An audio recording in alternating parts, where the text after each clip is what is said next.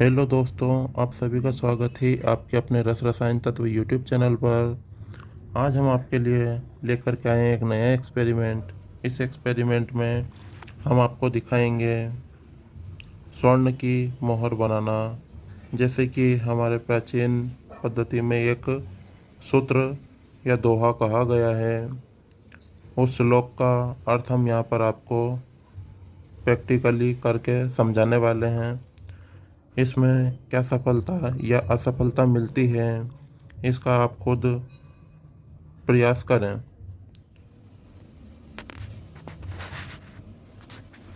ये श्लोक है, आप इसे ध्यान से सुने, फिर इसका भावार्थ निकालने का प्रयास करें।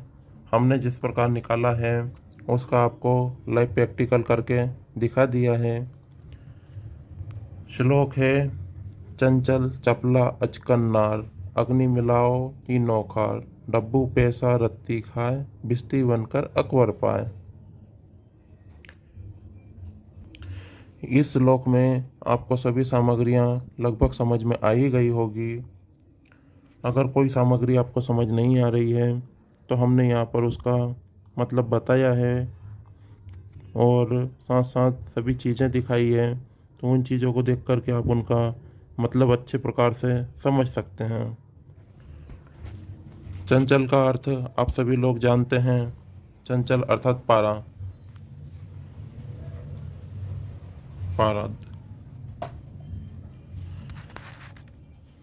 चपला एक प्रकार का धातु विशेष होता है, इसकी भस्म के संयोग मात्र से पारद बंध जाता है।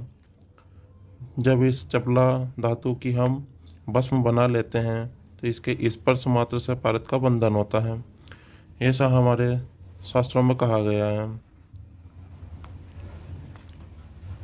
अचकन्नार से यहाँ पर अर्थ है चांदी से। चांदी एक नारी की श्रेणी में कही गई है, इसलिए चांदी यहाँ पर अचकन्नार का अर्थ हुआ। अग्नि के अंदर डाल लेना है तीनों खारों को। जैसे कि हमने यहाँ पर बता दिया आपको कौन कौन सा खार चाहिए, क्या चाहिए। फिर डब्बू पैसा चाहिए हमें। डब्बू पैसा आप सभी लोग जानते होंगे, यदि नहीं जानते हैं तो हम यहाँ पर वो भी आपको दिखा देते हैं। ये होता है डब्बू पैसा। काफ़ी मोटा पैसा होता है ये, इसे ही डब्बू पैसा कहा जाता है। ये बादशाह अकबर के समय में चलता था।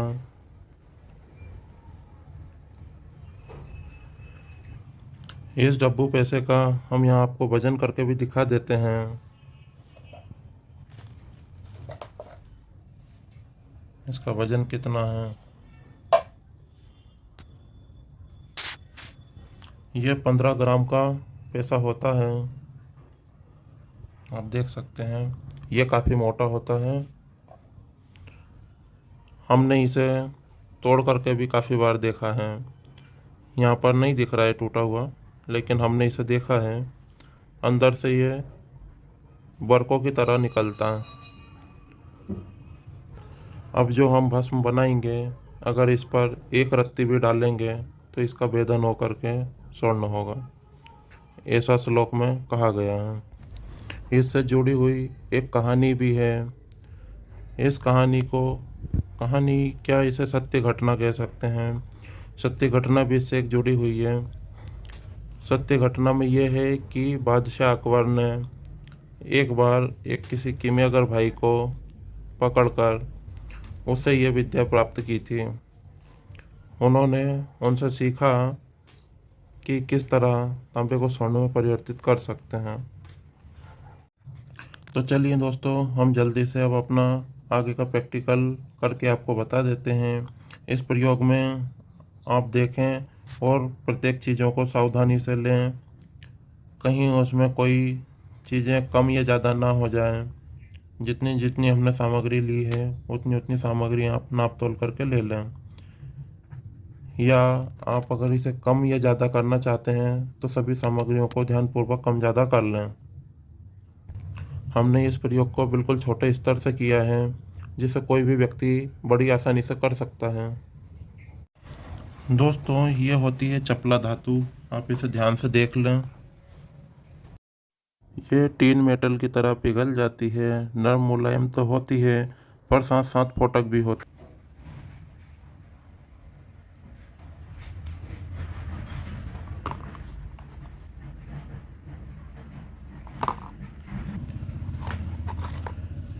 ये बड़ी ही नरम मुलायम धातु होती है।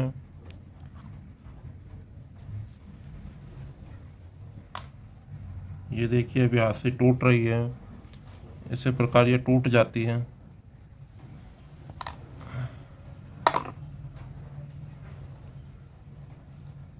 ये देखिए, हाथ से अपने आप ही टूट जाती है। इस प्रकार की नरम धातु होती है।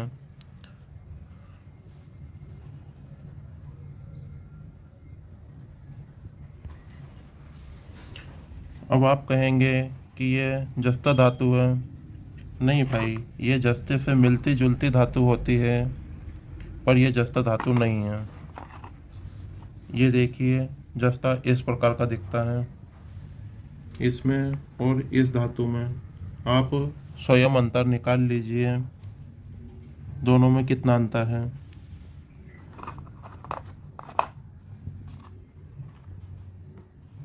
इसका रंग थोड़ा सुनहरी होता है, हल्का सा, और ये बिल्कुल चांदी की तरह दिखता है, चमकीला। और ये हाथों से नहीं टूट सकता। जस्ता बहुत हार्ड रहता है। कितनी भी कोशिश कर लो इसको, पर ये नहीं टूटता। अगर आप कहेंगे तो आगे हम इसका और भी पूरी तरीके से परिचय और गुण उपयोग लिख देंगे, बता देंगे आपको। अभी तक आपको YouTube पर किसी ने भी यह ज्ञान नहीं दिया होगा। ये गुप्त रहस्य है, जो कि शास्त्रों में या गुरु के सानिध्य से ही प्राप्त हो सकता है। आप स्वयं देख लीजिए, ऐसा YouTube पर कोई भी चैनल नहीं होगा जिन्होंने आपको चपलबद्ध पारा या चपला से परिचय करवाया हो। यदि ये आपको बाज़ार से उपलब्ध हो जाता है तो ठीक, नहीं तो आप इसे हमारी वेबसाइट moglowin.com से भी खरीद सकते हैं। हमने व्हाट्सएप पर भी ये सुविधाएं दी हैं, और भी वहाँ पर बहुत सारे प्रोडक्ट हैं। आप उनमें से अगर कोई भी पसंद आता है तो ले सकते हैं। आप सभी लोगों ने कायम हड़ताल या और भी इसी प्रकार की कई चीज़ें ली है। आप सभी को बहुत बहुत धन्यवाद। दोस्तों, यहाँ पर हमने चांदी और ये चपला धातु दोनों का वजन समान मात्रा में ले लिया है। यहाँ पर हमने 2 ग्राम ये चांदी के सिक्के का टुकड़ा लिया है, और इतना ही 2 ग्राम चपला धातु। आप में से कुछ भाइयों के प्रश्न थे कि ये टूटती नहीं है क्या, ये किस लोहे की बनी है। ये एक ऐसे हार्ड लोहे की बनी हुई है, अगर गिर जाए तो टूट जाती है। और ये ताप से भी चटक गई थी, तो हमने इसमें पुनः वेल्डिंग की है। आपको वेल्डिंग दिख रही है।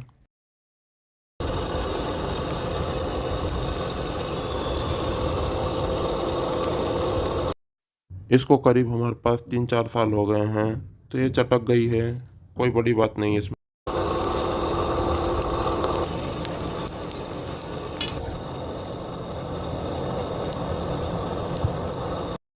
हमने इस मूसा में चांदी के सिक्के का एक टुकड़ा रख दिया है, जो कि वजन में 2 ग्राम है। हमने इसे गलने के लिए रखा है।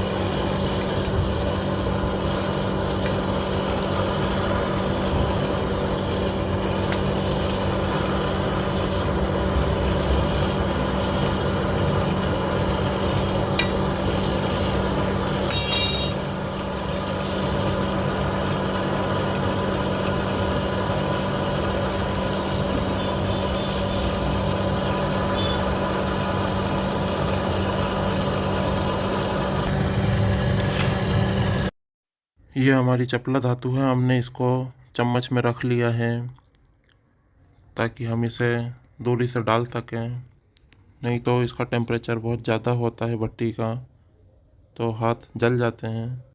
ये देखिए हमने इसमें डाल दिया है। भट्टी का ताप अधिक होने के कारण हम इसको सीधे यहाँ गोली निकालने के बाद शूट कर लेते हैं।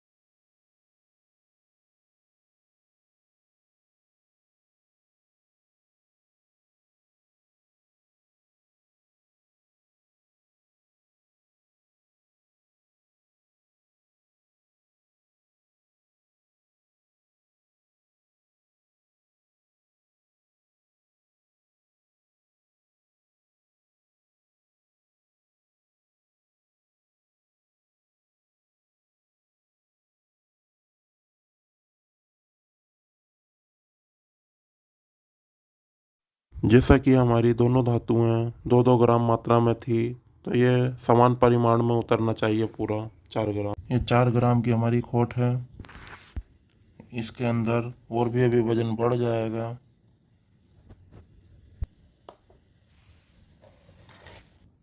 अभी हमको क्या करना है, अभी हमको करना है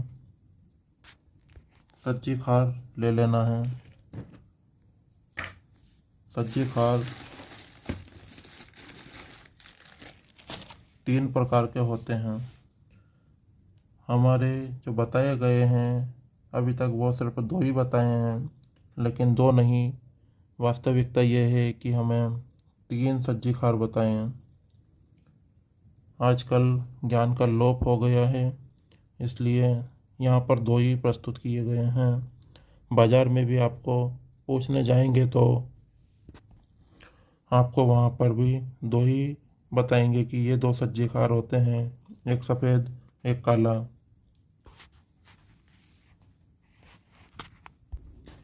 ये आपको बाज़ार से मिलता है काला सज्जी खार, इस प्रकार का दिखलाई देता है। ये पाकिस्तान और दूसरे क्षेत्रों में अधिक मात्रा में होता है। हमारे यहाँ भी पाया जाता है, लेकिन हमारे यहाँ कम मात्रा में ये पाया जाता है। और दूसरा सज्जी खार ये सफ़ेद वाला होता है।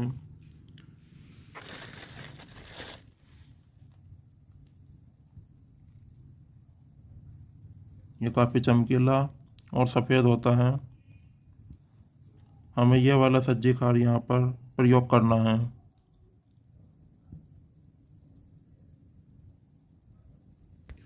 हमारे कुछ भाइयों ने हमारी सीधी सीधी दुकान वालों से बात करवाई है, इसलिए क्योंकि उन्हें समझ नहीं आ रहा था कि वे कौन सी वस्तुएं खरीदें, इसलिए अब हमने सोचा है कि आपको ज्ञान के साथ साथ ये भी बताते चलें किस किस प्रकार की वस्तुएं बाज़ार में पाई जाती हैं, हमें उनमें से कौन सी लेना है। अगर आपको ये विचार अच्छा लगता है तो आप बताएं कमेंट में।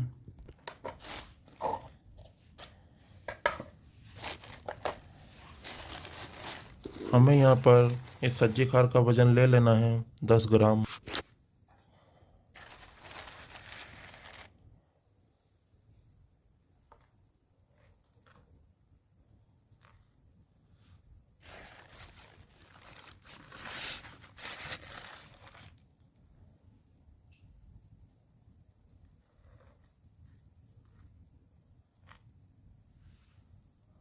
ये थोड़ा ज़्यादा हो गया, हम इसको कम कर लेंगे।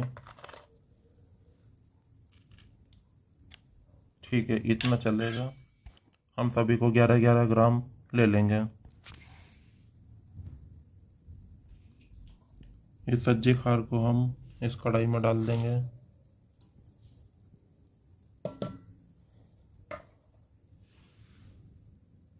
अब हमें अगली वस्तु ले लेनी है जौ खार, जिसे हम संस्कृत में यव खार कहते हैं। ये कुछ इस प्रकार की पताशे की तरह दिखाई देते हैं।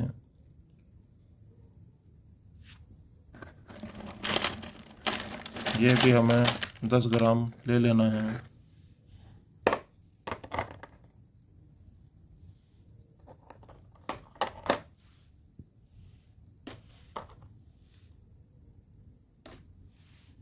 ये भी हमारा वजन हो गया है।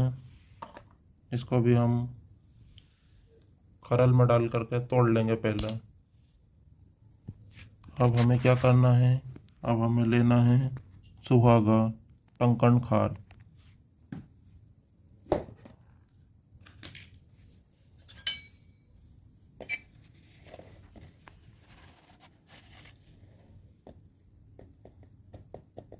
जैसे कि हमने सभी खारों को तो 10 ग्राम लिया है, इसी प्रकार इसको भी समान वजन में ले लेंगे।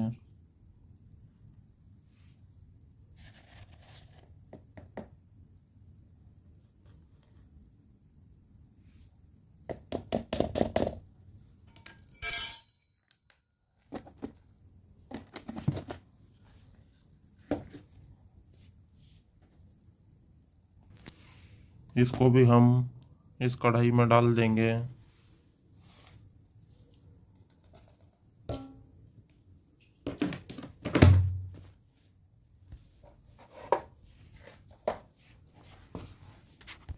इन दोनों की तरह ही हमें इसको भी बारीक खरल कर लेना है।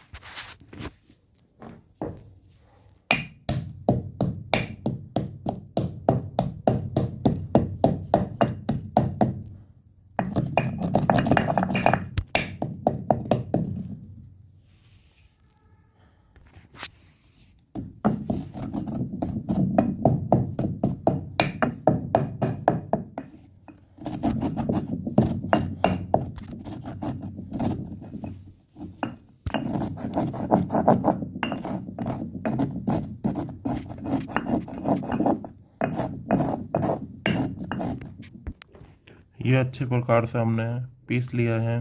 इसको भी अब इस कढ़ाई में डाल लेंगे हम।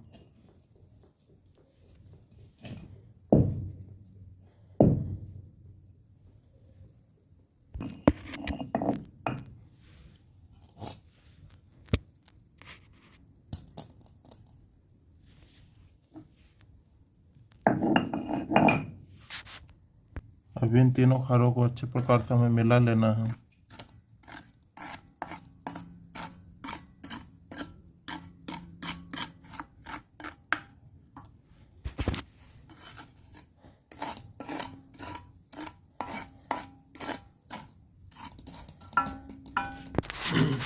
इसमें कुछ डलियां छोटी छोटी जो है, इनको भी हमें अच्छे प्रकार से पीस करके तोड़ देना है।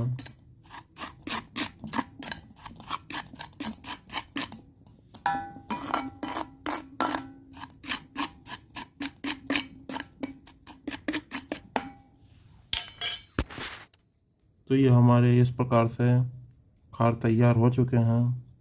आगे की हम विधि करते हैं। अब इस कढ़ाई को हमें अग्नि पर रखना होगा। अग्नि पर किस प्रकार से इसे कितना पकाना है, ये भी हम आपको आगे बताते हैं।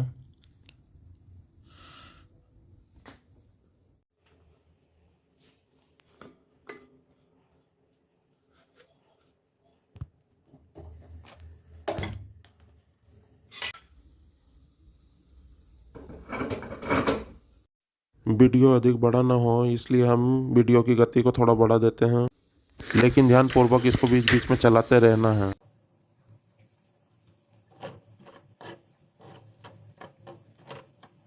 हमारी ये कढ़ाई अग्नि पर तप रही है।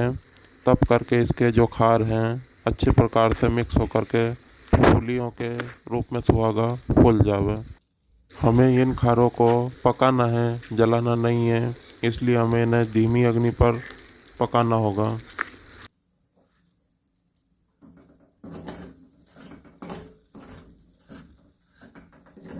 बीच बीच में इसमें जो गांठें बनती जा रही हैं, हमें उन गांठों को भी तोड़ते जाना है, ताकि इसके फूले बाद में ना हमें पीसना पड़े खरल में।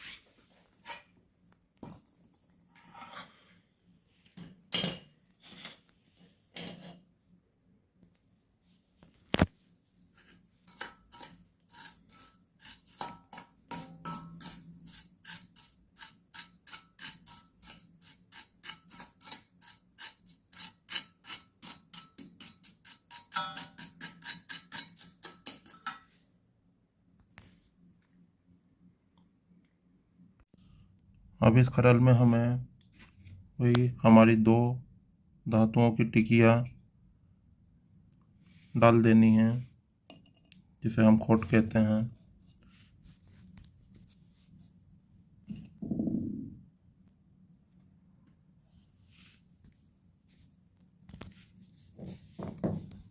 इसको अब हमें तोड़ लेना है।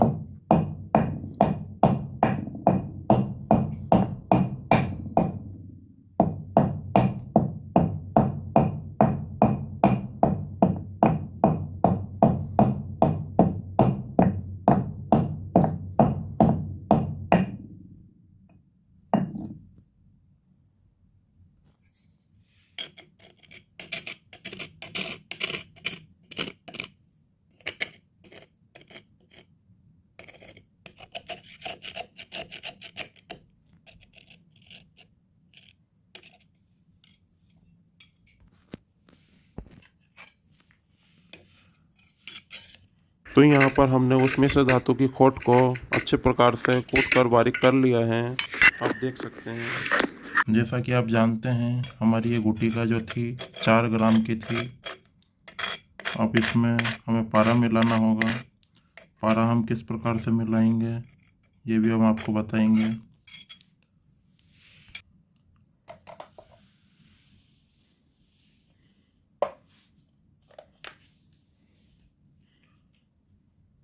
जैसा कि हमारी धातु आप जानते हैं 2 और 2 मिलाकर के 4 ग्राम हुई थी, उसी प्रकार हमें यहाँ भी पारा भी इसके बराबर मात्रा में लेना है।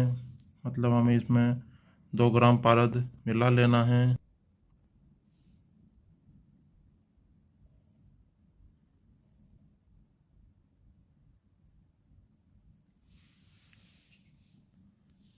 यह हमारा थोड़ा सा ज़्यादा हो गया है, 3 ग्राम हो गया है, चलेगा, इतना पारा हम ले सकते हैं।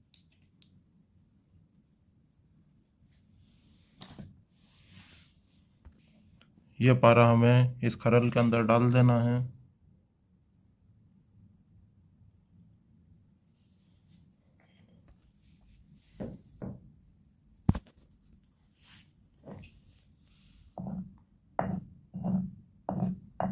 इसको अच्छे तरीके से खरल कर लेना है, बिल्कुल एक जा कर देना है दोनों को।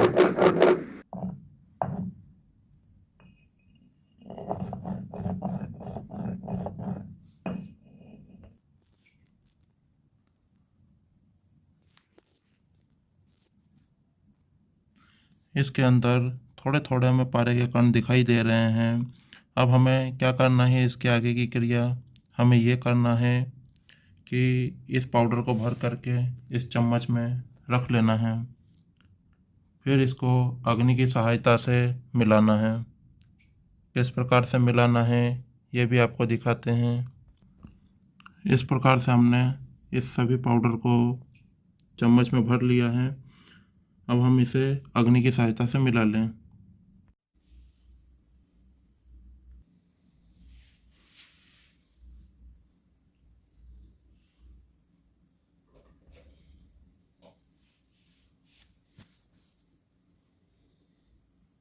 इसके बाद में हमें इस गरम गरम पाउडर पर एक चीज़ और भी डालनी है, वह वस्तु भी हम आपको बताएंगे। वो वस्तु कोई बहुत बड़ी चीज़ नहीं है, आपको बड़ी सहजता से आपके आसपास ही मिल जाएगी, वो भी फ्री, उसमें कोई पैसा नहीं लगता आपका।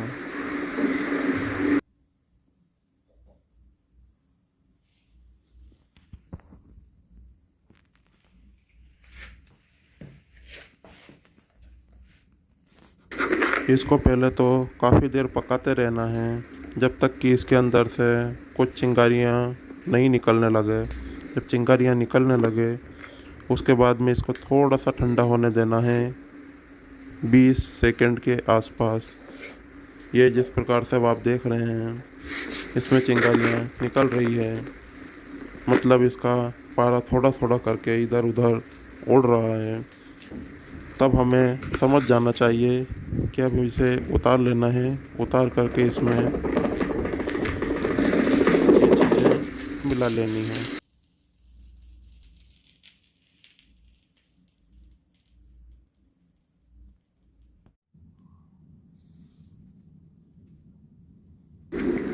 वे वस्तु आंकड़े का दूध है, आंक वृक्ष, जिसे महादेव भोलेनाथ पर इसके फूल चढ़ाए जाते हैं।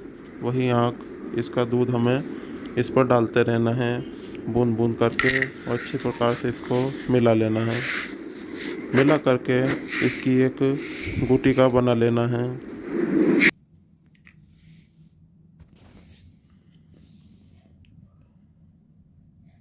और इसमें थोड़ा सा दूध डाल देंगे तो इसकी गुटिका अच्छे प्रकार से बन जाए।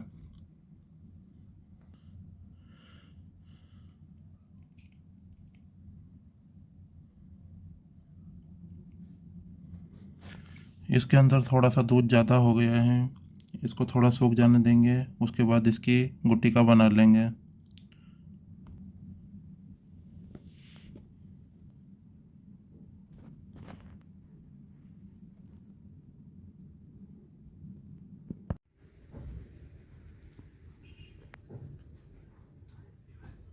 यहाँ हमने इसको पन्नी की सहायता से गुटिका बना लिया है। गुटिका बनाने के बाद में हमें इस गुटिका को पकाना है। इस प्रकार से पकाना है कि ये साथ साथ भस्म भी हो जाए, और इसके पारे का वजन भी कम नहीं होना चाहिए।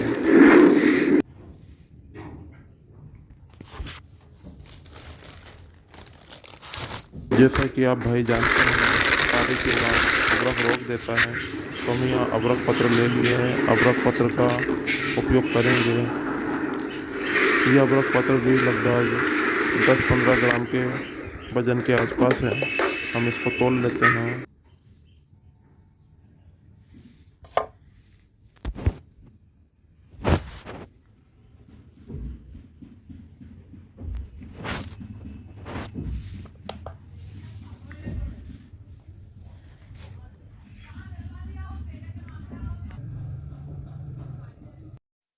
अब इस अबरख पत्र में से हमें 2 हिस्से कर लेना है।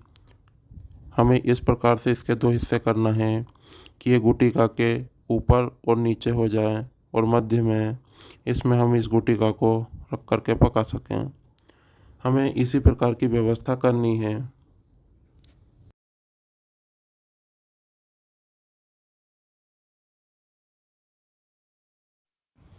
यहाँ हमारे पास गुटिका का वजन कम है, इसलिए हमने छोटी सी कुज्जी का उपयोग किया है।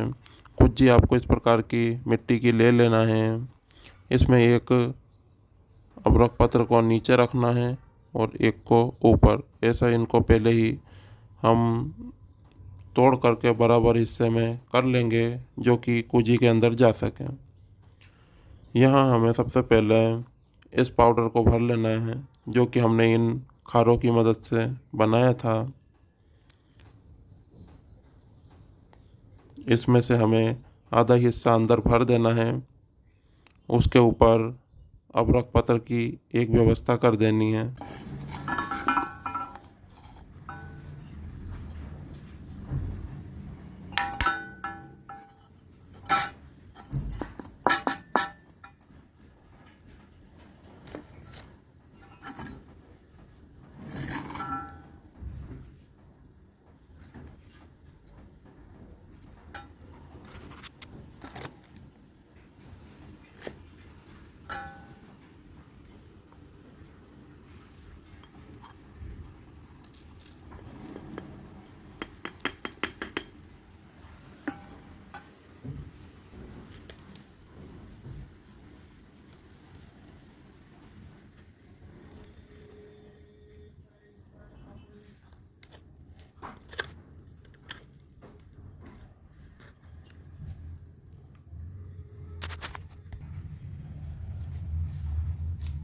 अब हम इस अबरख पत्र पर गुटिका को रख देते हैं। अच्छे प्रकार से इसे जमा देना है, यहाँ वहाँ नहीं गुड़ के। ये छोटे छोटे इसके कुछ टुकड़े बिखर गए हैं, इनको भी हम रख देते हैं। अब हमें इसी प्रकार से दूसरा अबरख पत्र इस पर जमाना होगा।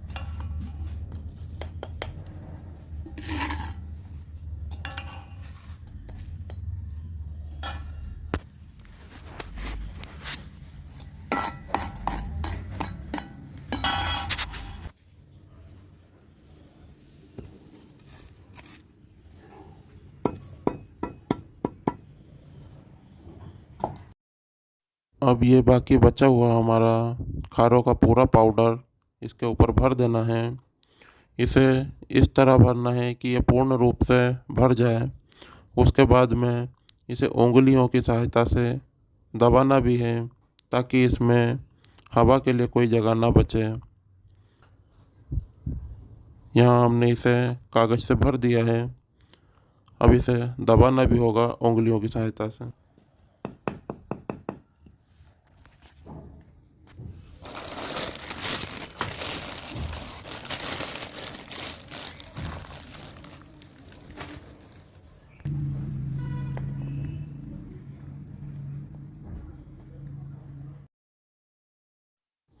अब इस मिट्टी की कुजी को हमें अच्छे प्रकार से कपड़ मिट्टी कर देनी है।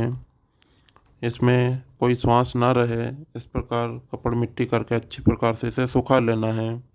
सुखाने के बाद इसे अग्नि देनी है। अब इस कुजी को अग्नि देनी है। ये सूख चुकी है। इसे अग्नि कितनी देनी है? इसे 5 से रुपलों की अग्नि देनी है और बिल्कुल इस तरीके से इन्हें छोटे छोटे टुकड़े कर लें जो इस कुजी पर रखा जाए। बड़े बड़े टुकड़े नहीं रखना है, छोटे टुकड़े कर लीजिएगा। इसको एक दो तारों की सहायता से अच्छे प्रकार से बांध दीजिए ताकि ये खुले नहीं। उसके बाद इसे अग्नि देनी है।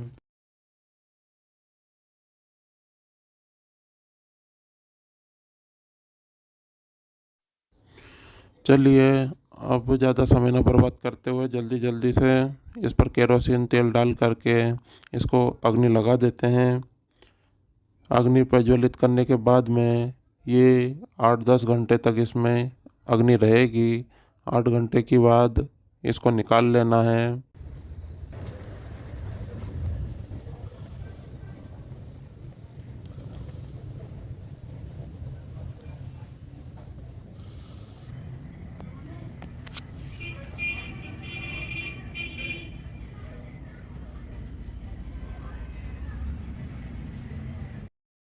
अभी यह हमारे द्वारा दी गई अग्नि ठंडी हो गई है। अब हम इसमें से निकाल लेते हैं इस कुज्जी को। कुज्जी को खोल करके ले जा करके देखते हैं इसके अंदर भस्म बनी है या कुछ और हुआ है, देख लेते हैं। हाँ तो दोस्तों, अब हमने इसे निकाल कर ले आए हैं।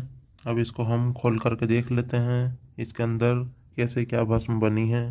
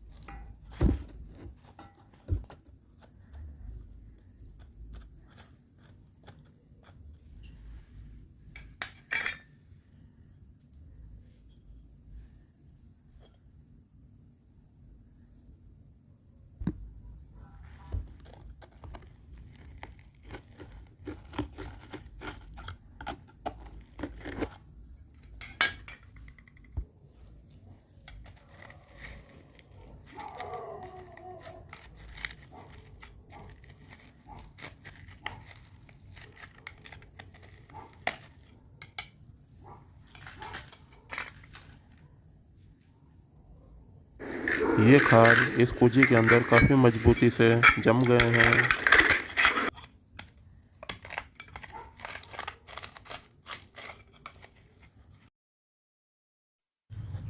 बस ये लगभग निकल ही आया है।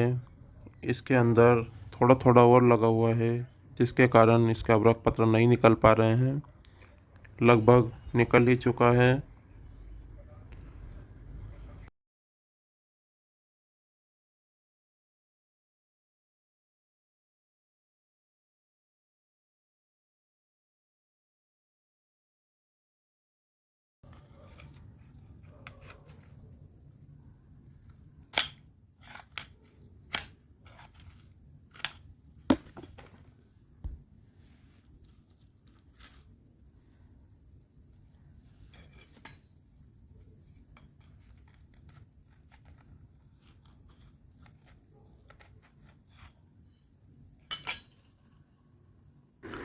कुछ इस प्रकार की पारद भस्म मिली है हमें।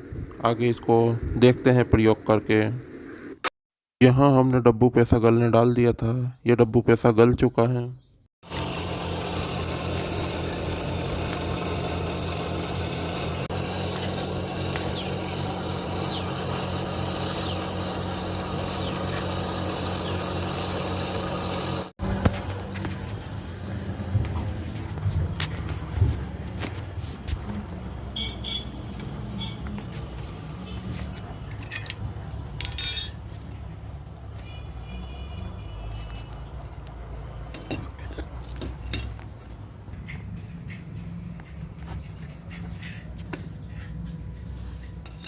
भट्टी का ताप अधिक होने के कारण यहाँ पर वीडियो अच्छे से शूट नहीं हो पाता है।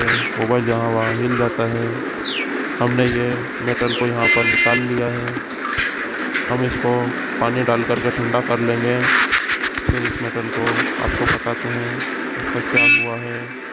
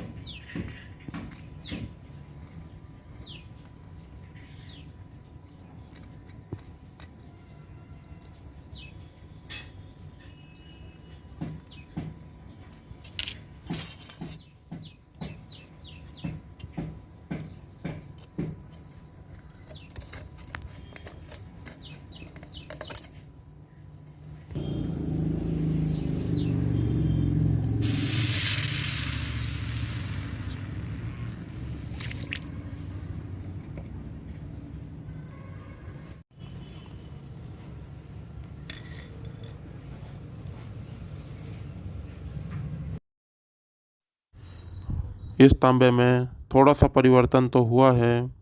इसमें कलर बढ़ा है। हमने इसके अंदर भी देखा है। अंदर इसमें कलर है। पिछली साइड भी इसमें थोड़ा कलर है। पर जो हमें पूर्ण परिवर्तन चाहिए था वह इसमें नहीं हो सका। हो सकता है जैसे कि श्लोकों में कुछ वर्णित था, उनमें से कोई चीज़ हम सही नहीं चुनाव कर पाए हों। आप भाई उस श्लोक पर और भी ध्यान दें। हम इसको नाइट्रिक लगा लेते हैं। नाइट्रिक टेस्ट आपको दिखा देते हैं क्या होता है। हमने इसको जैसे ही नाइट्रिक लगाया है, इसमें रिएक्शन शुरू हो गई है। यह नाइट्रिक प्रूफ भी नहीं हुआ है। चंचल चपला अचकन नार अग्नि मिलाओ तीनों खा डब्बू पैसा रत्ती खाए बिस्ती बनकर अकबर पाए। हमने इस श्लोक के गूढ़ अर्थ को जितना समझ सकते थे उतना आप लोगों के सामने प्रस्तुत कर दिया है। बाकी आप भाई लोग भी इसमें अपना दिमाग लगाएं। सभी बुद्धि का खेल है। अगर आप इसमें कुछ और भी बुद्धि अपनी लगा करके प्रयोग करें तो हो सकता है आपको सफलता अवश्य मिल जाए। प्रयास अवश्य करें इस पर। जो भाई इसका अर्थ समझेगा वो भिश्ती से अकबर बन सकता है।